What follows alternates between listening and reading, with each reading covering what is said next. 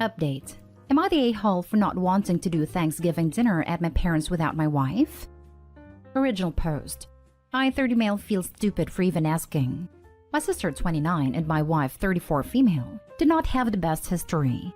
Before we met, my wife was my sister's landlady, and she was renting the room at the back of my wife's house 6 years ago. She got evicted less than 4 months after moving in because my sister did not pay her rent at all.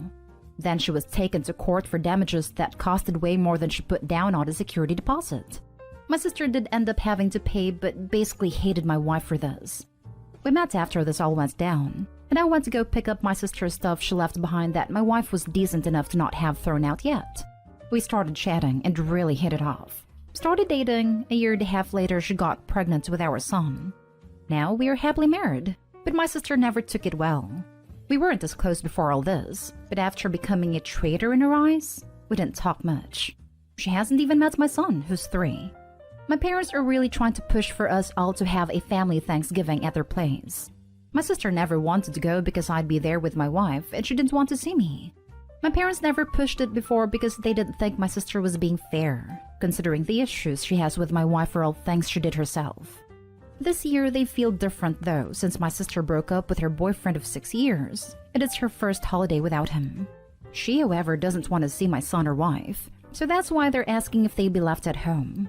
My wife doesn't have any other family, and I don't want her and my son missing out because my sister doesn't want them there. It's not a problem for me to miss out on dinner with my wife so my sister could have the company, so I'm just staying home with my own family. My sister is blowing it out of proportion because she wants me there. But I'm being an a-hole because she wants the whole family there. Parents are taking her side here because it's been a difficult year losing her boyfriend and job. So she just wants one family dinner for Thanksgiving. I get it, it's been tough for her. But I'm just having a hard time seeing how it's selfish or being inconsiderate to not want to exclude my family. Now for the top comments before reading the update. Not the a-hole. It's been 6 years and your sister was at fault. Time to grow up and drop the grudge. And the fact that she would hold it against your toddler is ridiculous. If she wants her whole family there, she needs to accept that your wife and child are family, whether she likes it or not. Family doesn't always get along. She needs to deal with that or not expect you there. It's how I feel too. My wife was the wronged party and she's over it now. I'm sure because my sister was the one who had to pay out of pocket, she feels differently about it. But still, like you said, it's been 6 years. Your parents have clearly babied your sister her whole life if they've allowed this to go on this long. This should have been nipped in the bud years ago. But for some reason, none of you put your foot down with her tantrums. Your responsibility is to your wife and child. End of story. If your parents are going to act this irrationally and bend to your sister's hysterics, it may be time to draw a line in the sand. This is one of those times when taking no side is actually taking a side when one party is so clearly in the wrong. For the past few years, they have told her that if she doesn't want to be around my family, then she can be excluded from family events. This is the only time they want to do whatever to make her happy because of what's been going on. Your sister and parents can't have it both ways. If parents are wanting to prioritize sister this year, then they need to commit to that. That means accepting Thanksgiving for them this year is just parents and sister. But they cannot demand you pretend you don't have your own immediate family now, your wife and son. They're literally demanding you disrespect your wife and child by pretending they don't exist, and that your parents and sister are still your only immediate family. That's unfair and unhealthy, and hardly going to help your sister get over her breakup. Call your parents on speaker.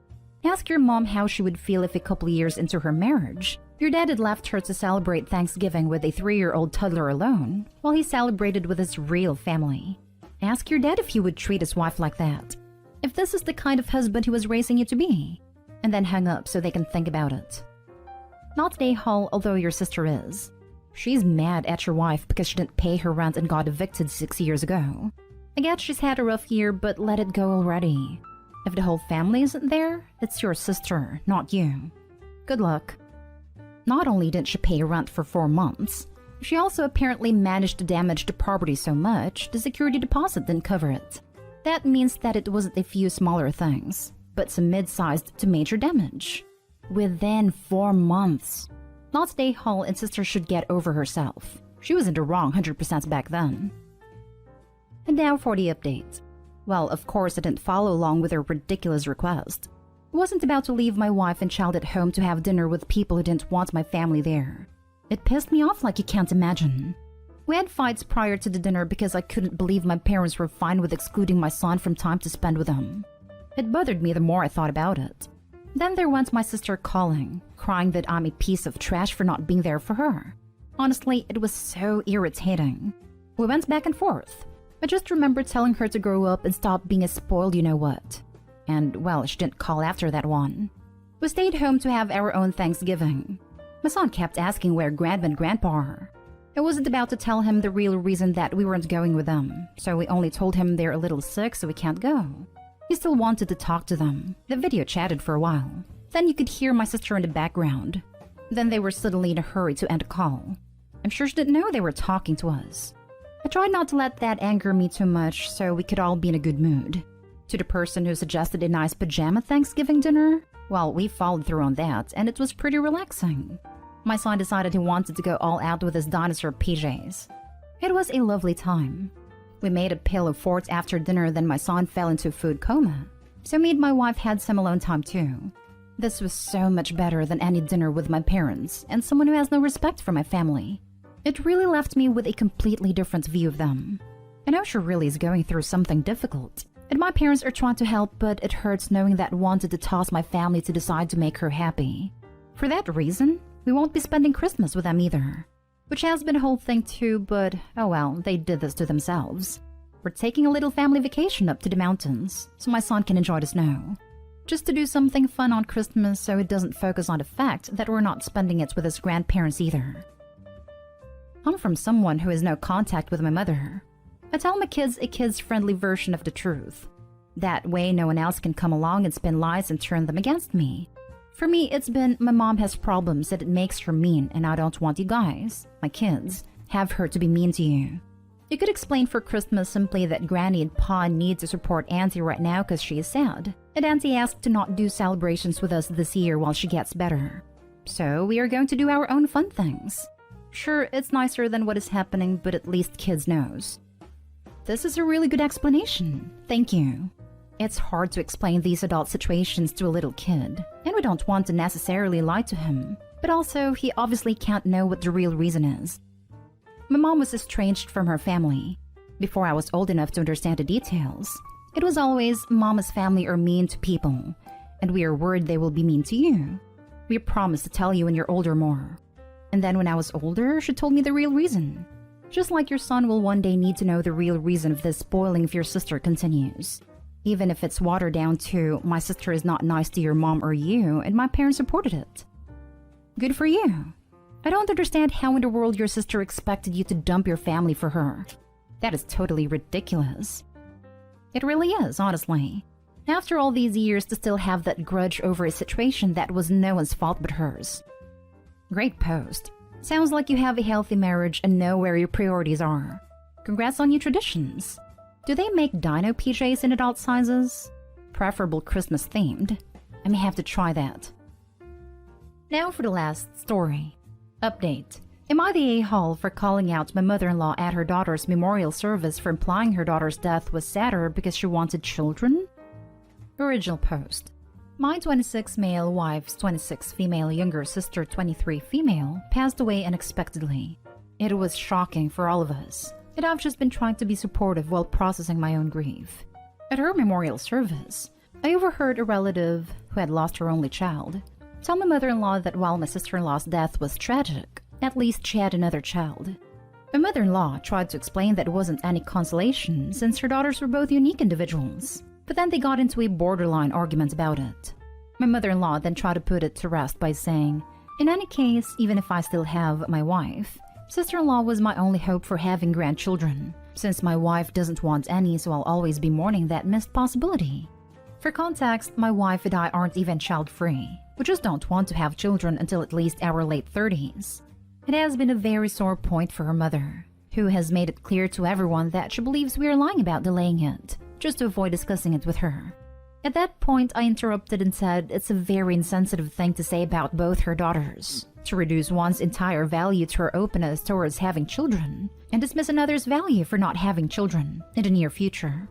My mother-in-law seemed to not even consider my point and was mostly just incensed about how I could even confront her at a time like this. She finally told me she's not in any state to deal with this and left.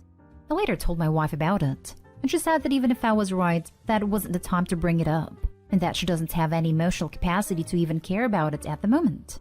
I feel really guilty for being responsible for creating some new drama right now, but I also think what my mother-in-law said was highly dismissive and that I had to defend my wife right there. Now for the top comments before reading the update. You're the a-hole. Your wife is right. This wasn't the time or place to have this conversation. Your mother-in-law is dealing with incomprehensible grief and isn't in a position to have perfect feelings about things. And while her comments were ugly and mean-spirited, confronting her at her daughter's memorial service was comically inappropriate. You should apologize. And mother-in-law was poked first by the dumb, "Well, at least you have another living child" comment. That was stupid and cruel thing to say at someone's child's funeral. So mother-in-law has the additional mitigation of trying to defend herself against that hurtful comment. Exactly. This conversation never should have happened in the first place. Grief is not a competition, and the person who said that is just as big of an a-hole as Opie. You're the a-hole, and the relative who started the conversation is a massive a-hole. Who the hell says, "Well, you lost one, but hey, at least you've got another"? What? That's so insane. And then for you to be rude to her about your opinions and having children while she's mourning the death of her child? She is absolutely allowed to mourn the fact that she will never get grandchildren from her younger daughter. Who cares if she made some passing comment about not having grandkids? She's allowed to mourn not getting grandkids just as much as you're allowed to not have children. You should have bit your tongue. You were way out of line and so was the relative. She is absolutely allowed to mourn the fact that she will never get grandchildren from her younger daughter. Exactly. She's allowed to want grandchildren and experience grief over the very real chance she may not get to have them. That is absolutely okay. You're the a-hole. The woman had just lost a daughter, and some dumbass was arguing with her about how it shouldn't hurt. In the context of that argument, your mother-in-law was put into a position to say something in the moment she didn't mean. Then you decided to butt in, gang up on her, and call her out at her daughter's funeral? A-hole move. Incidentally, since you were eavesdropping long enough to relay the rest of the conversation, you could have intervened earlier, like when some a-hole was telling your mother-in-law she shouldn't be sad about her daughter's death. It seems pretty callous towards your mother to only get worked up when you did. And now for the update. I should probably explain why I didn't respond to any of the comments. It dawned on me immediately just how awful it was to say what I did, and that I continued thinking I could be right in some twisted way till I saw the answers here. I told my wife straight away how sorry I was for adding to her grief when it should be my duty to be by her side through it. I waited till now to apologize to mother-in-law. I told her I failed her in every way, by not standing up for her when she was told a massively insensitive thing, by misunderstanding what she actually meant, and by causing her that kind of hurt when she hadn't even begun to process her mourning, and affirmed that she's the best mother both her daughters could have asked for. We cried together for some time. We talked a lot about my sister-in-law, her life, how difficult and different it's going to be. We had a frank conversation about the future. She said she was sorry how her comments might have come off as, but she really felt upset deep down because she might not get to experience being a grandmother. I didn't really know if it was the right thing to say at the time, but I told her that we both really do want kids, but we want to be richer and in better places in our careers, so we won't have to struggle with balancing parenthood with work and can spend time with them. I even told her we just started saving up for freezing embryos and are hoping to get it done next year. She seemed to be genuinely convinced and comforted and said she's happy we had that talk. I'm really, really grateful for the sub. Without it, I would have probably just sat on my crappy opinions indefinitely until people forgot about it. I wish I didn't need to be told what an a-hole I was. It takes a massive amount of self-awareness to not only realize you were wrong, but also to own up to it with no excuses to the people that you hurt. It sounds like your mother-in-law was comforted by hearing that you and your wife had plans in the future for having kids. I know we are strangers, but damn, I'm proud of you, Opie. I agree. It sounds like the whole ordeal may actually end up strengthening Opie's relationship with mother-in-law, which is probably good for both of them given the circumstances. Also, it sounds like mother-in-law having hope for grandkids again might help at least relieve a small amount of the massive grief she is facing. So happy you recognized and apologized for your poor behavior. Fingers crossed that all goes well for you and your wife on your future fertility journey. Also, very sorry for the loss of your sister-in-law, but thankful that your family's coming together to support one another. OP, this is just really impressive. Thank you for being honest and present for your mother-in-law and your family, and coming back and updating the sub. I am sorry for your family's loss and hope you can all continue to heal and grow together.